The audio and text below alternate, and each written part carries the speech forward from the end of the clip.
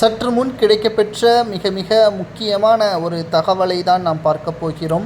மக்களவை தொகுதி மறுசீரமைப்பு எதிர்ப்பு தெரிவித்து தமிழக வெற்றிக் கழகத்தின் தலைவர் விஜய் அவர்கள் அறிக்கை ஒன்றை வெளியிட்டுள்ளார். தமிழகத்தில் முதல்வராக இருக்கக்கூடியது ஸ்டாலினா அல்லது விஜயா என்பதே தற்பொழுது சந்தேகத்திற்கு இடமாக மாறிவிட்டது. ஏனென்றால் விஜய் அவர்கள்தான் நேரடியாக மத்திய அரசை கடுமையாக விமர்சனம் செய்து தான் எதிர்க்கக்கூடிய அரசியல் கட்சிகள் திமுக, பாஜக என்பதை வெட்ட வெளிச்சத்தில் போட்டுடைத்து விட்டது. தமிழகம் உள்ளிட்ட தென் மாவட்டங்களுக்கும் மாநிலங்களுக்கும் இது பெரும் தண்டனையாகவும் தற்பொழுது தொகுதிகளை குறைத்து பீகார், ஊபி உள்ளிட்ட மாநிலங்களுக்கு கூடுதல் தொகுதிகள் மக்களவை தேர்தலின் பொழுது ஒதுக்கீடு செய்யப்பட்டால் நிச்சயம் தமிழகத்தில் மட்டும் சுமார் 8 தொகுதிகள் குறைக்கப்படும். தற்பொழுது 40 தொகுதிகள் கொண்ட தமிழகத்தில் 8 தொகுதிகள் குறைக்கப்பட்டால் 32 தொகுதிகள் மட்டும்தான் இடம்பெறும்.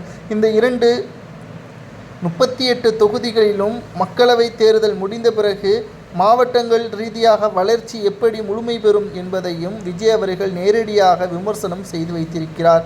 இது தமிழகத்திற்கு செய்யக்கூடிய வஞ்சகம் என்றும் பாஜகவின் சதித்திட்டம் என்றும் இதை ஒருபோதும் மக்களும் ஏற்க மாட்டோம், நாங்களும் ஏற்க மாட்டோம் என்று விஜய் அவர்கள் தற்பொழுது எதிர்ப்புகளை தெரிவித்திருப்பது சரியா தவறா என்பதை கூறுங்கள்.